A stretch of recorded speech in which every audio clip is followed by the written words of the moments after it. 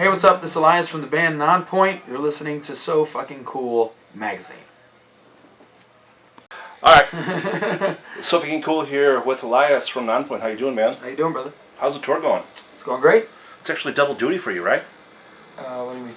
You got the Alter Bridge tour, and at the same time, you're going back and forth on headlining dates. Oh, yeah, just to fill in holes here and there. Well, that's what I'm saying. You know, Yes. Usually, everyone gets a break here or there, but you guys are going to keep on pushing. For us. Ever. Very cool. Very cool. Now, this is actually just a long string of tours because you just released the Poison Red last year, and then you did a tour with Disturbed, and now you guys are going to keep on going forward. Yep, we did Disturbed, we co-headlined with Escape the Fate, and now we're doing Alter Bridge. Now, I want to talk about the album just a little bit here. Did you have the political themes in mind when you recorded it, or it just happened to be the time of year? State of the world, just state of things in general. It's normally what I go off of because it's the freshest things in my mind, current events. And I watch a lot of news, so. Well, I mean, you just couldn't come into play. So, like, realistically, the two singles that you put out, the Divide and Conquer Them just came out, and it's look at the state of the world right now. We wrote this. That was almost 2 years ago that we wrote all this music. So, did I expect the state of the world to be where it is right now? Not by any means. Nor did I hope for it to be that way. I guess I kind of foreshadowed and saw it coming. I just didn't know it was going to be this intense. So releasing those songs, I think, fit, the state of the world. Well, I mean, it definitely comes full circle. I mean, there's never been a time where we've been more divided as a country. Yeah, it's pretty sad. I mean, you turn on the news and it's protest here about this, protest here about that. Yep. There's literally 6 or 8 protests going on as we speak in different areas of our country and of the world. I mean, when was the last time that you saw other countries protesting the election of another country's president? Yeah. Think about that. When was the last time Russia went to power and then a bunch of people in France, Italy, and America protested against Putin going in to power, or the Jewish president, or any the Prime Minister of England, when she got voted in, no protest. It's strange, to see how big of an effect America truly does have in our geopolitical climate. Yeah, it's like I said, it's for you to come out and you're basically for 2 years ahead of time for you to write it. It's almost like you foreshadowed the events to come. Hopefully hopefully everybody's not living in my reality and I'm making all this shit happen. Now, speaking of touring, you're doing quite a bit of it. I mean, this day and age, do you feel that that's what a band has to do to go ahead and make a career out of this because of downloads and Spotify and things like that? Well, we tour our cycle. Our cycle started in July, and it's really only been 6 months, 7 months, maybe, total in our cycle. So, especially with everyone taking the holidays off after Thanksgiving, there's still work to be done and promoting to be done for the record. So. We'll probably go till about summer. We're already starting to write new stuff. Label's excited. We sold the most records on their label last year, so amazing. It's especially considering we'd only been out for 5 months. Right. It's a testament to our fan base and the fact that people want us to keep putting out records. We've been doing this for 19 years now. You see what's going on as far as touring goes. You see Guns N' Roses doing the big arena shows. You see Metallica about to announce their big arena shows, things like that. 20 years from now, do you see another band capable that's coming out right now being able to pull that off? Not if we keep, putting the value of music, where it is. If it stays, if the value of an actual song or the value of the actual artist or the art that they're putting out doesn't start to shift, to help them survive, I was just watching something last night on Viceland where an old producer was talking about. He was like, "Thank God I came up when I did, because, you know, the time of $1 million video budgets is long been over. For sure. You know, and same thing with you know, $1 million records to put out. You know, labels aren't spending the money. Fans aren't spending the money. They'd rather stream and pay the streaming, you know, membership companies, and it's doing nothing but, you know, turning the song into a stick of gum. You know, where it could, if you drop it on the floor, it doesn't even matter. You got another 7 that you can just grab whenever you want to. So, you know, it's definitely a dangerous time for the economy of music. You know, people really don't know what they're getting these days, especially with, you know, the amount of tracks and lip syncing and you know, everything that's going on in the live section of rock music in general. I mean, there's not bands that do it for real anymore. It's Right. it's really, it's, you know, a lot of things have changed that have you know, turned music into what it's turning into, and if we don't care for it better than we have been over the last, I'd say, you know, 5 to 10 years, it's gonna turn into a you know, a weekend warrior thing. Now, how did you adapt? I mean, you've been here, like I said, 19 years. I mentioned it before, but how does it take for you to adapt to what's going on here? I mean, We had our fan base. You know, we came up, like I said, we came at a time that, you know, records were selling. So, you know, promotion wasn't as watered down. You know, labels, conglomerates, advertisers all spend money on banners, and you know, you see it yourself. An ad pops up on YouTube. It's like you're just waiting for that skip ad button to just show up, so you can just click it and be done with it. You know, you're not paying attention. So, you know, advertising dollars are still being spent, but they're not really doing anything. So the actual promoting of bands, though you're spending the money, is so oversaturated with, you know, the not only the ability to not look at the advertisement, but to just not have to deal with it, you know, in general. You know, you can just start typing up names of bands or genres of bands and literally go through YouTube, not spend a dime, and right. listen to the same playlist every single day for a year if you wanted to. And all that does is like I said, put money in the pockets of not even the labels of you know, streaming companies and you know, online pirators that are just dropping, you know, records that don't even get sold through the label of the band. Now, how does that affect you as an artist, though? I mean, this is your living. This is your career. Like I said, it devalues the band. It devalues the genre. You know, it's harder for bands to survive. Now, that puts the emphasis on touring, though, because that's basically your bread and butter now. But if they're not buying the record, they're not buying the tickets. Right. 90% of the time, you know, because they don't know about it. You know, it's next to impossible to grassroots anymore and draw people to your venue if all they got to do is click YouTube, or all they got to do is hit Spotify. You know, it doesn't really give anyone the incentive to go out. You know, and even if they see it, they could literally watch an entire show on YouTube.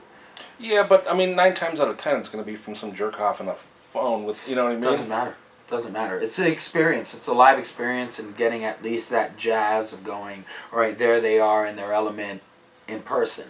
And, you know, that's one of the reasons that Mudvayne way back in the day, you know, didn't allow for any videotaping in their shows, because it really, you know, people would have to talk about it, then go to the show to experience it. So, you know, it gives people, you know, the choice. You either are a fan of it and, you know, invest in, you know, the survival of that band by, you know, paying for the things that you should pay for: a show, a song, a record. You know, those are things that you know, over the last decade, you know, some fans feel entitled to get to own it for free, or to get to play it for free, along with a million other records for, you know, a $7 a month, you know, Yeah, subscription. So yeah. it's you know, I guess great for this consumer, but it's absolutely destroying the industry.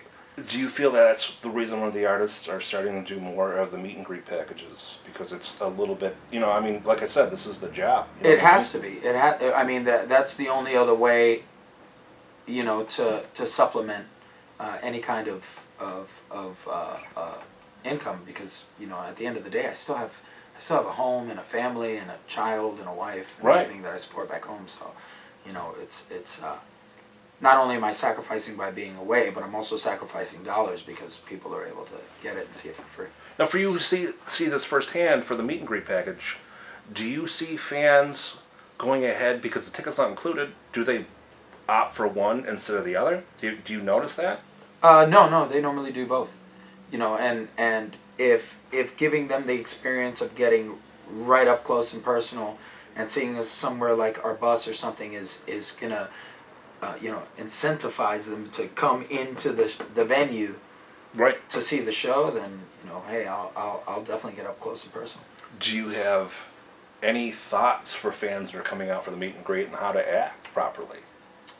Just, you know, enjoy the moment. You know, it's not something that you get very often, and you know, think about what you want to say and what you want to ask, and, you know, these opportunities don't come around that often. I seize those opportunities when I'm on the road and I meet people that I didn't expect to meet, athletes, other band members. You know, I try to find myself in that position, and if you're paying for it, man, definitely ask what you want. For sure, but I mean, you know from the experience, and you know from, you know, you don't want the word going out like I just fanboyed out there, but I mean, have you ever had a bad experience? Fanboy is fine. Drunk is bad because you're not enjoying it yourself. You know, you're not really even remembering it half the time. You know, so I would say don't be too shit faced when you come in.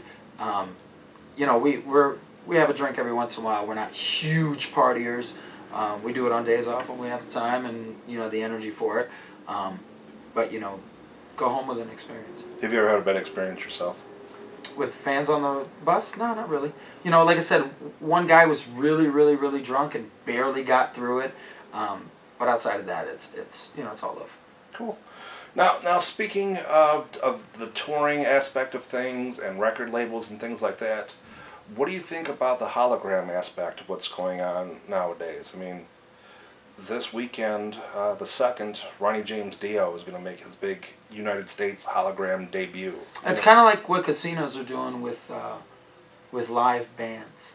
You know, now they're just putting up 6 and 8 foot tall screens and putting digital, you know, an actual video of a band that they just videotape like 50 cover songs and then just have them playing on a screen so they don't have to pay the band. Right. You know, eventually that's what you're moving towards. You know, which is, I mean, if that's how my fans want to see me, if they'd rather see me hologrammed, hey, that means I can stay home with my family. So, you know, no cost for bus, no cost for any of that stuff. I'll just send a truck and a bunch of shit. But, you know, I doubt very seriously that's gonna take over. Would you personally ever go see a hologram act? I mean, No. like I said, Ronnie James is coming. Of course not. Would you see a Lemmy? No, I have enough problems with you know, acts that have entire verses and choruses on tracks.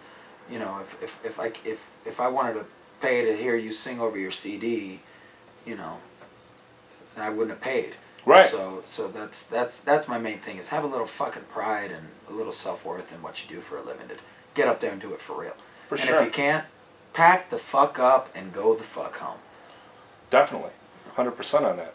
Now, you do a bunch of festivals as well as shows like that. I mean, have you ever come to a circumstance where you knew that one of these acts were doing a pre-recorded show? And I've heard of labels coming out to see acts and telling them that if they don't lose the tracks that they're going to get dropped. I mean, I'm not the only one that feels this passionately about, you know, the opportunity being given. You know, I work hard at what I do, and I put it all out there, and I make sure that I'm not a fucking asshole the night before, drinking myself into a hole so I don't have a voice the next day. And if that's what you have to do to make sure that you have a good show the next day, lose the fucking tracks and don't get so shit hammered. go to bed at a normal fucking time. You know, have a little pride in what you're doing. You know, and you'll put on a good show. But if you need all this extra shit to put on a good show, then you're not putting on a good show.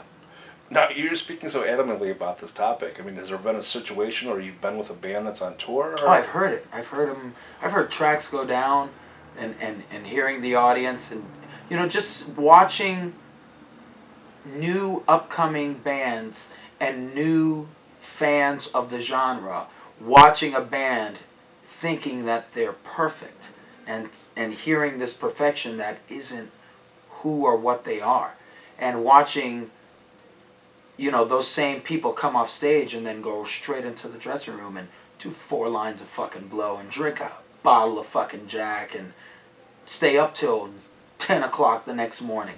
You know, it's like, if that's what you want to do, man, that's what you want to do. But I'm not going to pretend like that's what I'm going to do, or if I'm cool with that. Because Right. honestly, I'm not. A couple extra guitar tracks, maybe some backup vocals because your boys aren't the greatest singers and you laid down all the harmonies, you know, on the record, and you're a band like Disturbed who has the crew and the fucking venue to do it. Totally different story. I get it. They have a lot more production. They do a lot more on their records that people expect when they go to the show. But when it comes to singing, that motherfucker sings. He sings his shit. And when it's tough, he sounds like it's a little tough, like he's done a couple shows in a row. And that I respect. You know, when you're taking your show to another level and you have the means to do it. But when you're a brand new fucking band playing in front of 200 goddamn people, and your guitar players, bass player and drummer and singer can't get up there and just do it on your own, that's not a good thing. You know, you should be able to perform and do it. You know, like the Alter Bridge guys, they do it for real. Right. You know, and the couple of things that they may do, I don't even know if they do have tracks, but I can tell that Miles is up there singing. I can tell that Tremonti's playing. You know what I'm saying? It's a big difference. That's what you should be doing, because that's what rock bands are all about. If not, be a fucking hip hop act. Put your CD up and sing over top of it. If not, practice. Get together with your boys. Gain a bit of chemistry. You know, set your bar high. That will survive you. You know, because people are gonna start catching on eventually.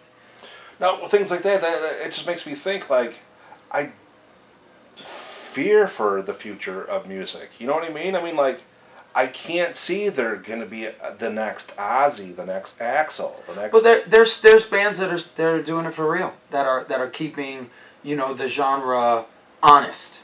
You know, like Crowbar. Okay. Great, young, upcoming band, gets up there and does it. Wilson, another great, energetic, upcoming rock band that does it for real. You know, the boys in... what the hell is the name of that band? There's a big handful of them that are coming up and doing it right. So, you know, kudos to them. Now, one way to prove that Nonpoint is doing it right, I've read that there's some thoughts on an acoustic tour that's going to follow up this. Yeah, we do a lot of acoustic stuff on the radio, and you know, it gets a lot of comments. We won a couple of awards going in, broadcasting awards for doing acoustic stuff. So, you know, we were throwing around the idea. We are a loud, live, energetic band, but people like that side of us. So we'll probably throw up a couple of dates and see what happens. Very cool. I mean, that is a way to let fans know that it's definitely you up there. There's no backing track. There's nothing in that. And it's another aspect of you that people can appreciate. You know, I mean, somebody that's bought tickets to you for every tour that's come through, it's just like, oh my God, they're doing this version. You know, I can't wait to see what that sounds like. Well, we switch it up a lot. You know, we tend to really change up the music so people can concentrate on things like, you know, different melodies and the lyrics and stuff like that. So, you know, we have fun with it. People enjoy it. Now, switching up a lot, do you have the same set throughout the tour, or do you have ideas of... Well, with this crowd, we're playing in front of a bunch of new faces. It's an older radio crowd, and you know, though our stuff gets played on the radio, it's it's definitely, I can definitely see us converting people. So you know, we put a setup that we know is strong. That so if you go to the main site, you can find us all and connect. We all have fan pages. I address our fans on my page, and they can hit me up whenever they want. Perfect. And it's nonpoint.com? It's notpoint.com is our .com. It'll send you to our merch store, and you know, we try to keep it as updated as possible. But if you really want the up-to-date stuff, our Facebook, which is facebook.com /nonpoint world. Awesome. And that'll keep you up to date with the Tour touring. dates, You guys got out everything. next month, and then I'm assuming Questions, all that stuff. summer is going to be big. We're doing Trapped, us and Trapped, starting in April. We're gonna take about a month off after this one, and then hit that up, and then, you know, maybe do 1 or 2 radio shows between now and maybe doing another record. Perfect. All right, man. Thank you Cool. for your time. Thank you.